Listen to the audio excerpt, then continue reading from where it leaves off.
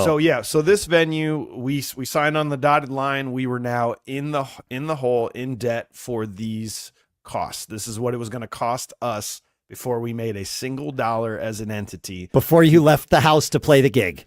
Yes, this is what we are on the hook for. So stop me at any point. I'm going to go down the line. Just go down the line. The rental of the building, just a flat out cost, was $2,000. Just to have rights to play a show in that building for one night. Yeah, for one night.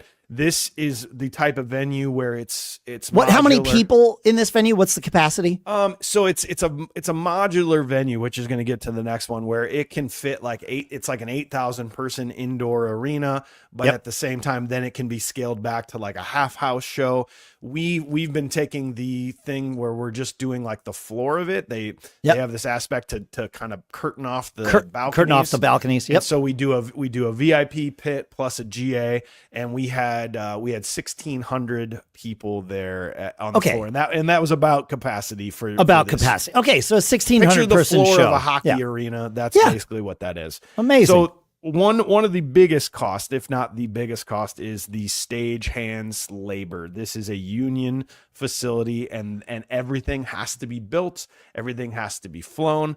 Every single aspect of this building has to be built from nothing and then torn down to nothing afterwards. So $6,100 went into all of the required labor that was required to put the show, to build the stage, to rig all the PA and all the lights and everything that we brought in.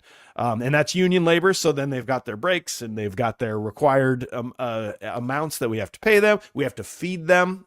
So there is a lot of costs associated with that. The next Makes one, sense. the event, we also have to pay for the venue staff. So the event staff of ticket takers, anybody working the event that night was $1,200. We had to pay for a cleaning fee for the facility once it was over. That's $500. That's not included in the building rental. I will point out. Nope. And then the box office also has its fees. There are credit card fees, like we have to pay any credit card fees that people use online, plus the staff that works there, the time spent there. The opening act, we are very, I'll like to see what your thoughts on this. We feel we're very generous. We like to get a good opening act. We like to make sure they're treated well. So we paid $1,200 to an opener to play for 45 minutes for the show. I think that's an amazing feat. That's amazing. And I'm sure you treated them well, and they had like a nice little, hospitality and all that stuff. We skipped the dollar amount for box office fees. We talked about what they were. $1,000. $1,000 for box office fees. Thank you. Now, part of the building rental is that you do have access to their very basic production package. We do not agree with what they have. We've seen shows there where nationals have come through and been like, this is just not great.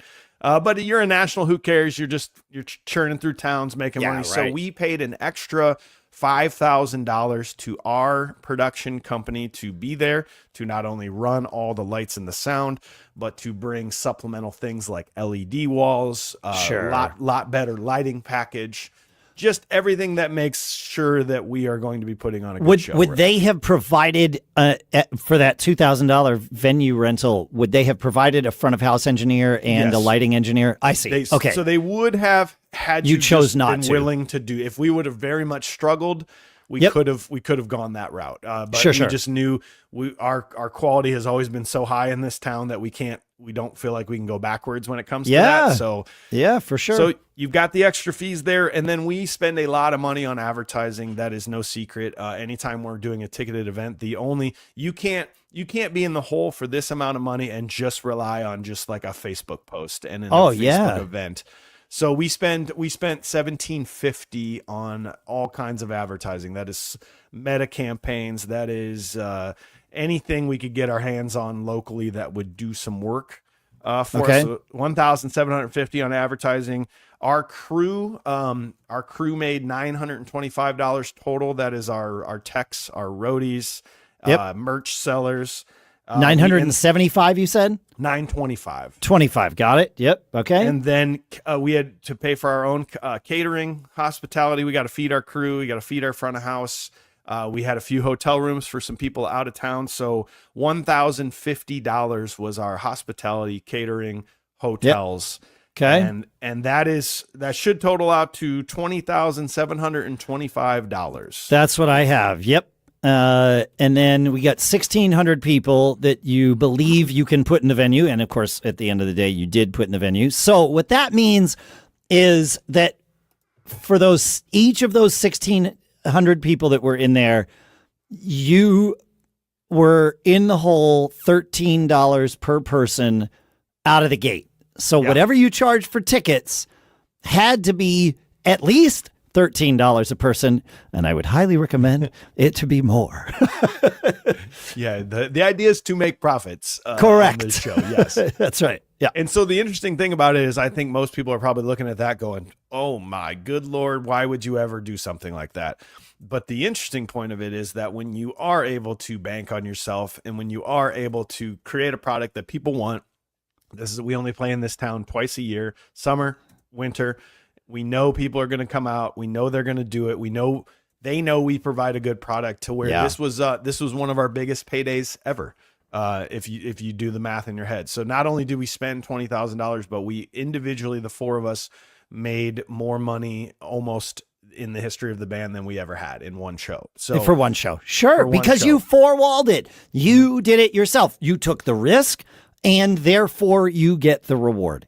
That's how business works. Yep. And guys, we're a cover band. We literally play Uptown Funk at one point in the show. You know what I mean? Like it is so totally doable to have this kind of success as a variety cover band. Yeah. Let me articulate that a little bit. You guys are good. I've seen your videos. I've never had the pleasure of seeing you live. I hope that changes someday. But you're good. You are not so much better than every other band that's out there from a musical standpoint. Your show is pretty good. Like so like you are good musicians. You play and sing well. Your show is a level above what I would say most bands do. And your business is the thing that drives your band. Is that a fair assessment of what your business skills are the thing that drive your band?